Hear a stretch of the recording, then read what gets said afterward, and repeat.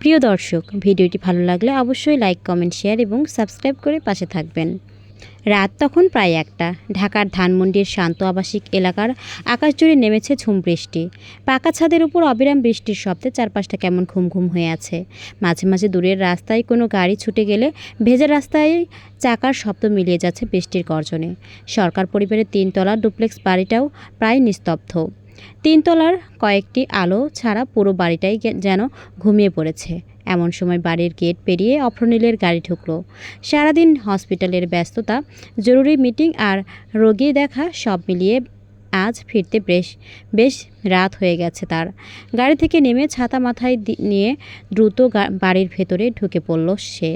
সিঁড়ি বেয়ে নিজের ঘরে গিয়ে দরজা খুলতেই প্রথমেই চোখ পড়ল বিছানার ওপর।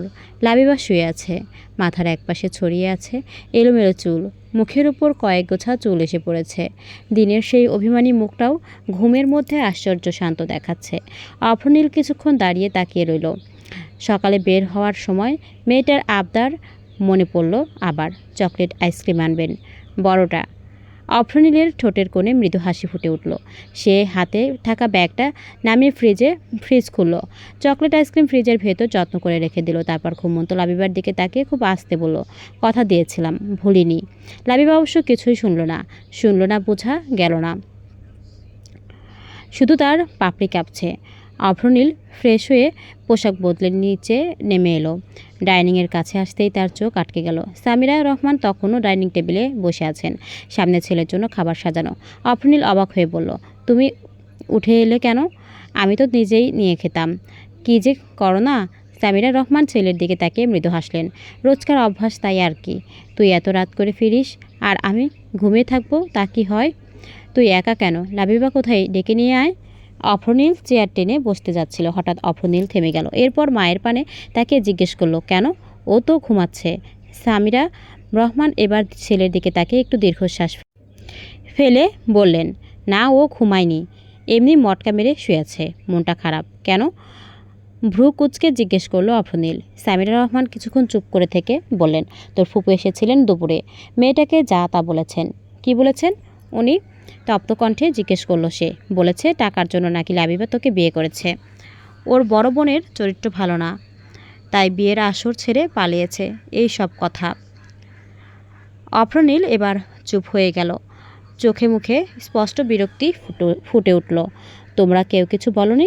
সামির রহমান তৎক্ষণাৎ বললেন, বলেছিলাম তো, তুই জানিসই ও কেমন, কারো কথা শুনতে চায় না।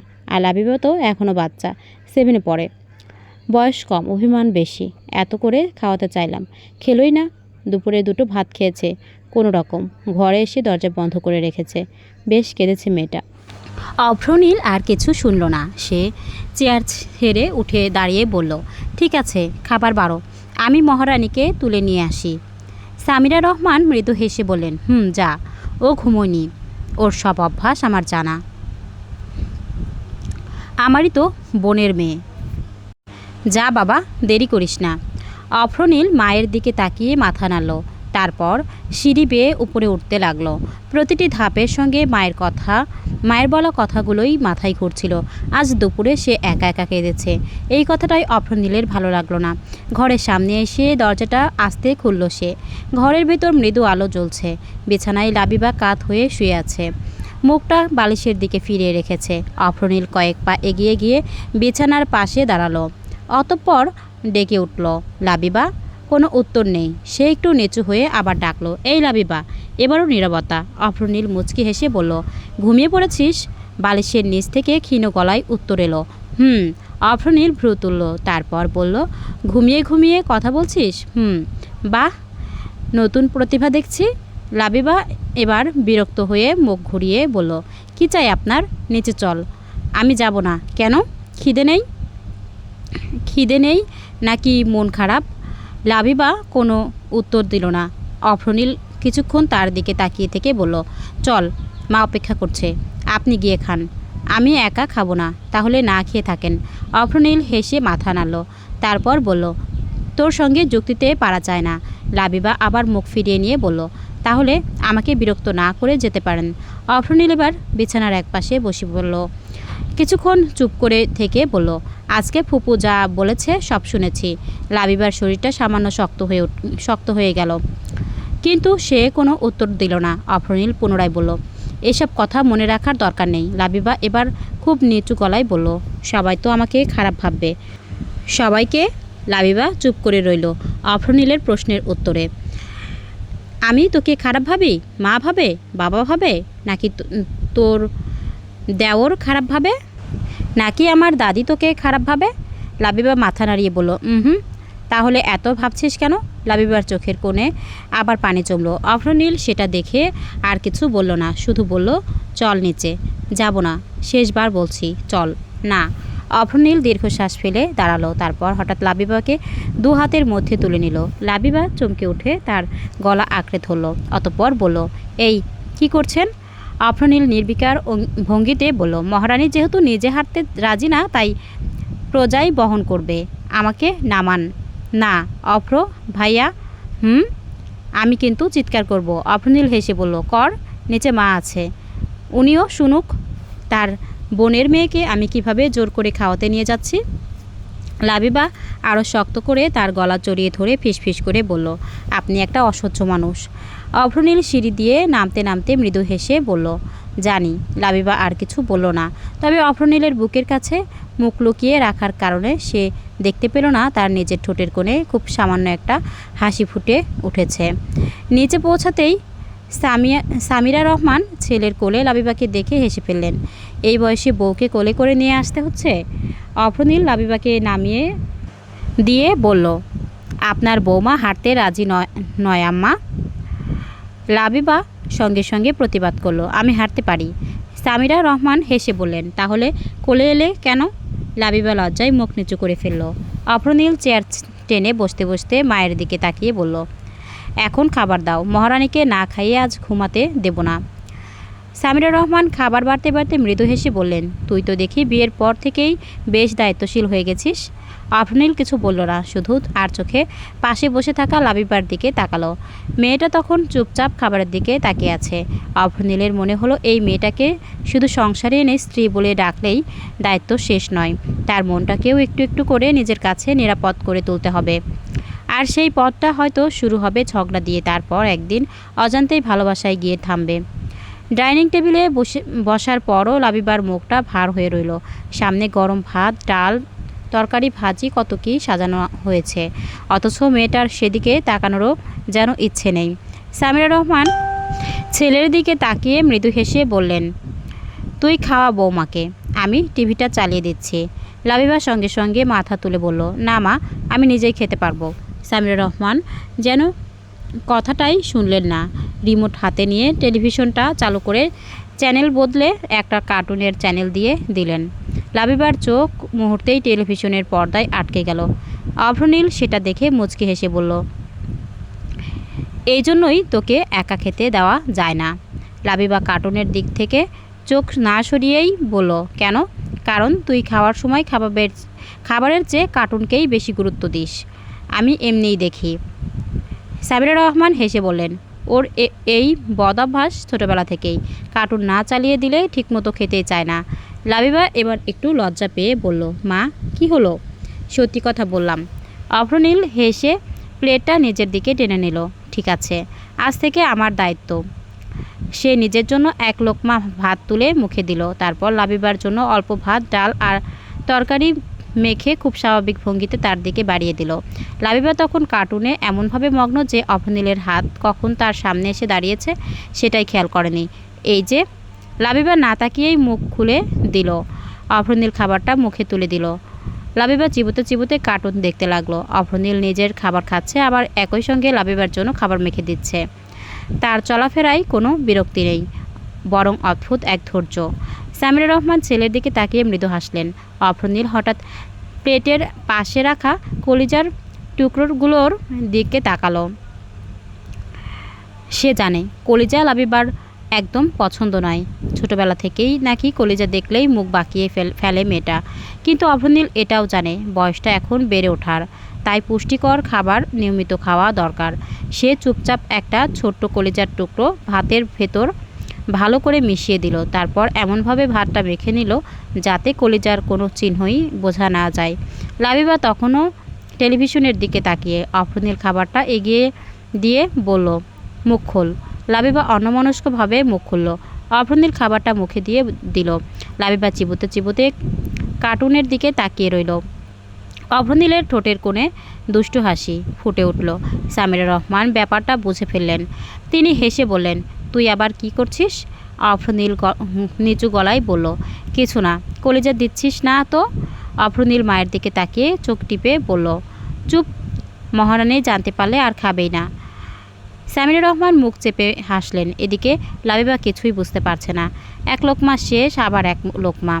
অফরনীল নিজের প্লেট থেকেও খাচ্ছে, আবার লাবিবার প্লেট থেকে অল্প অল্প করে তুলে তাকে খাওয়াচ্ছে। মাঝে মাঝে বলছে ধীরে খা, আর কখনো বলছে ভালো করে চিবিয়ে খা।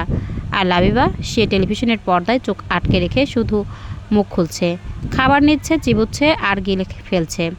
অফরনীল আবার গোপনে ভাতের ভেতর ছোট্ট এক টুকরো কলিজা মিশিয়ে দিল। লাবিবা মুখ খুলতেই খাবারটা মুখে চলে গেল। কিছুক্ষণ পর অফরনীল জিজ্ঞেস করলো, কেমন? লাবিবা কার্টুনের দিকে তাকিয়েই বলল, ভালো। অফরনীল হেসে ফেলে জিজ্ঞেস করলো, সত্যি? সামিরা রহমান এবার আর হাসি আটকাতে পারলেন না। তিনি উচ্চস্বরে হেসে উঠলেন। লাবিবা মায়ের দিকে তাকিয়ে বলল, মা, হাসছো কেন? সামিরা রহমান দ্রুত মুখ গম্ভীর করে বললেন, কই হাসছি না তো, তুই খা। অফরনীল আবার নিজের খাবারে মন দিল। তারপর কিছুক্ষণ পর খুব স্বাভাবিক গলায় বলল, আর একটু খাবি? লাবিবা মাথা নাড়িয়ে ছোট করে বলল, অফরনীল আবার খাবার মাখতে শুরু করলো। মেয়েটা কিছুই বুঝতে পারছে না তার অপছন্দের কলিজা যে এতক্ষণ ধরে একের পর এক লোকমার ভেতর করে তার পেটে চলান হচ্ছে। অফরনীল মনে মনে হাসল। তার চোখে তখন সেই চঞ্চল ছোকরুটে মেয়েটার জন্য অদ্ভুত এক মায়া। যে মেয়েটা সারাদিন তার সঙ্গে ঝগড়া করে, রাগ করে, মুখ ফুলিয়ে থাকে, সেই মেয়েটাই এখন তার হাতে তুলে দেওয়া প্রতিটি লোকমা কোনো প্রশ্ন ছাড়াই খেয়ে নিচ্ছে। আর অফরনীলের মনে হলো সংসার হয়তো এমন ছোট ছোট যত্ন দিয়েই শুরু হয়, বড় কোনো ঘোষণা দিয়ে নয়। একটা খাবারের লোকমায় লুকিয়ে থাকা যত্নে অপছন্দের খাবারটুকু বুঝতে না দিয়ে খাইয়ে দেওয়ায়, আর অভিমানী মানুষটার মুখে আবার একটু হাসি ফুটিয়ে তোলার চেষ্টায়। খাবার শেষ হওয়ার পর লাবিবা হাত ধুয়ে আবার নিজের জায়গায় এসে বসল। কার্টুন তখনও চলছে, চোখ টেলিভিশনের পর্দায়, কিন্তু মুখে যেন হঠাৎ অন্যরকম একটা আবদারের ভাব। অফরনীল প্লেটটা সরিয়ে রাখতে রাখতে বলল, হয়েছে? আর কিছু খাবি? লাবিবা খুব স্বাভাবিক ভঙ্গিতে বলল, দই খাবো। অফরনীল থেমে তার দিকে তাকালো, তারপর বলল, এত রাতে দই? জি, খাওয়ার পর দই না হলে আমার ঠিক খাবার হজম হয় না। অফরনীল ভ্রু কুঁচকে বলল, তাই নাকি? সামিরা রহমান হেসে ফেললেন। ওর আবার কত নিয়ম, ছোটবেলা থেকেই খাবারের পর দই চাই। অফরনীল মাথা নাড়িয়ে বলল, আচ্ছা দাঁড়া। সে উঠে ফ্রিজের দিকে গেল। লাবিবা সঙ্গে সঙ্গে পেছন থেকে বলল, মিষ্টি দই হলে কিন্তু খাবো না, টক দই চাই। অফরনীল ফ্রিজ খুলতে খুলতেই বলল, জানি। লাবিবা অবাক হয়ে তাকিয়ে বলল, কি করে জানেন? অফরনীল ফিরে তাকিয়ে মৃদু হেসে বলল, তোর ব্যাপারে এতটুকু তো জানতেই হবে। লাবিবা কিছু বলতে গিয়েও থেমে গেল। অফরনীল ফ্রিজ থেকে দই বের করে তার সামনে রাখলো। নেখা। লাবিবা বাটিটা হাতে নিয়ে চামচ দিয়ে একটু দই মুখে দিল, তারপর তৃপ্তির ভঙ্গিতে চোখ বন্ধ করে বলল, আহা। অফরনীল হেসে বলল, দই না খেলে খাবার হজম হয় না, তাই তো? লাবিবা মাথা নাড়িয়ে বলল, একদম। বুঝলাম। অফরনীল নিজের চেয়ারটায় ফিরে বসে পড়ল। লাবিবা ধীরে ধীরে দই খেতে লাগলো। কিছুক্ষণ পর অফরনীল তার দিকে তাকিয়ে বলল, আজকে কিন্তু ভালো করে খেয়েছিস। লাবিবা চামচ মুখে দিয়েই বলল, আপনি খাইয়েছেন তাই। কথাটা বলেই সে থেমে গেল। অফরনীলের চোখে হঠাৎ মৃদু হাসি ফুটে উঠল। ও, তাহলে ব্যাপারটা এই?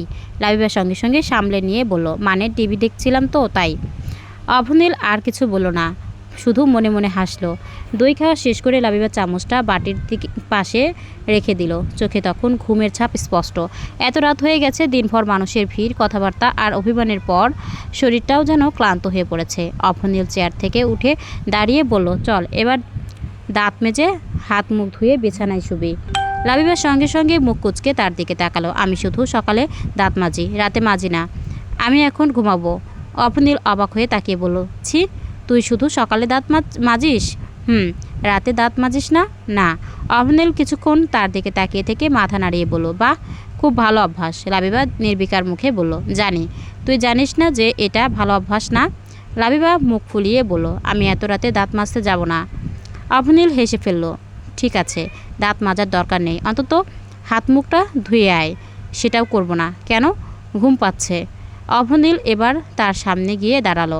লাবিবা, ঘুম পাচ্ছে বলেই তো হাত মুখ ধুয়ে শুতে বলছি। লাবিবা চোখ ছোট করে তাকালো, তারপর বলল, আপনি আমাকে খুব জ্বালান, আর তুই আমাকে খুব চিন্তায় ফেলিস। আমি আবার কি করলাম? অভনিল মৃদু হেসে বলল, সেটা পরে বলবো, এখন চল। লাবিবা অনড় হয়ে বসে রইল। অভনিল কয়েক সেকেন্ড তার দিকে তাকিয়ে থেকে হঠাৎ বলল, ঠিক আছে, তুই যাবি না, আমি নিয়ে যাচ্ছি। লাবিবা কিছু বুঝে ওঠার আগেই অভনিল তাকে আলতো করে কোলে তুলে নিল। এই, আবার কোলে নিলেন কেন? হাঁটতে তো চাইছিস না? আমি নিজে যেতে পারি, জানি, কিন্তু যাচ্ছিস না। লাবিবা বিরক্ত মুখে তার কাঁধে হাত রেখে বলল, আপনি একদম অসহ্য। অভনিল হেসে বলল, এটা আজকে দ্বিতীয়বার শুনলাম, আরও শুনবেন। আগে হাত মুখ ধুয়ে আয়, তারপর যত খুশি বলিস। লাবিবা আর কোনো উত্তর দিল না। অভনিলের কাঁধে মাথা রেখে শুধু মনে মনে ভাবল, লোকটা আমাকে এত জ্বালাই কেন? কিন্তু অদ্ভুত ব্যাপার হলো, আজ সেই জ্বালানোতেও কেন যেন তার একটুও খারাপ লাগছে না। অভনিল লাবিবাকে নিয়ে বাথরুমের সামনে এসে নামিয়ে দিল। লাবিবা তখনও মুখ ফুলিয়ে দাঁড়িয়ে আছে। অভনিল টুথব্রাশে পেস্ট লাগিয়ে তার হাতে দিতে চাইলে লাবিবা হাত সরিয়ে বলল, আমি নিজে পারি। অভনিল শান্ত গলায় বলল, সেটা আমি জানি, কিন্তু আজকে তুই এত রাত পর্যন্ত জেগে আছিস, তার উপর মনটাও খারাপ। চুপচাপ দাঁড়া। লাবিবা আর কথা বাড়ালো না।